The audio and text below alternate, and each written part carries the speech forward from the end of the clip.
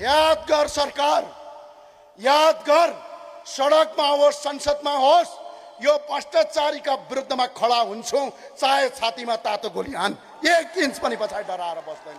त्यही भएर साथियो, यो आन्दोलनको सुरुवात हो, यो आन्दोलनको सुरुवात हो। 15 गते जस्तो आज घुसपैठ गरेर काहीँ छिराएर यो आन्दोलनलाई भाँडौला सोच्या छौ भने दिवा सपना हो। हाम्रा स्वयंसेवकले च्याप्पै समाएर ढ्याक्कै पुलिसलाई बुझाउँछन्। यो कुराका साथ याद गर्नु होला। त्यही भएर म जाँदा जाँदै सबै साथीहरूले 2 हात उठाउनुहोस्। आन्दोलनका लागि तयार हो, तयार हो।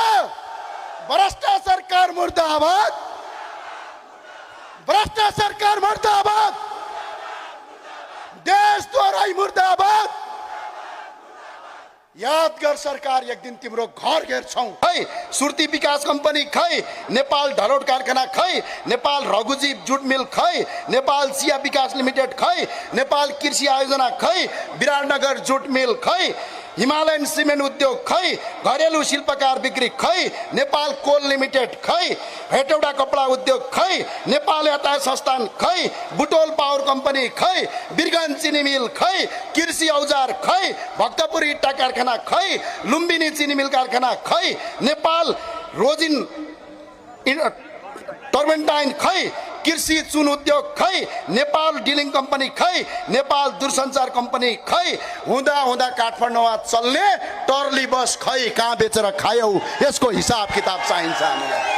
आज युवालाई कल कारखाना बन्द गर्ने, उद्योग बन्द गर्ने, बम पट्काउने, आफ्ना छोराछोरी विदेश पठाउने, जनताका छोराछोरी नेताका छोरी युरोप अमेरिका, जनताका छोराछोरी खाडी पठाउने, अनि यहाँ आएर भाषण गरेर देशलाई बर्बाद पार्ने यी लुटेराहरूका विरुद्धको आन्दोलन हो। यो उठ्छ उठ्छ यसका साथ। यो 16 वर्षमा यिनीहरूले 14 वटा सरकार फेरे, 1000 मान्छे मन्त्री भए, 3000 करिब करिब सांसद भए, 31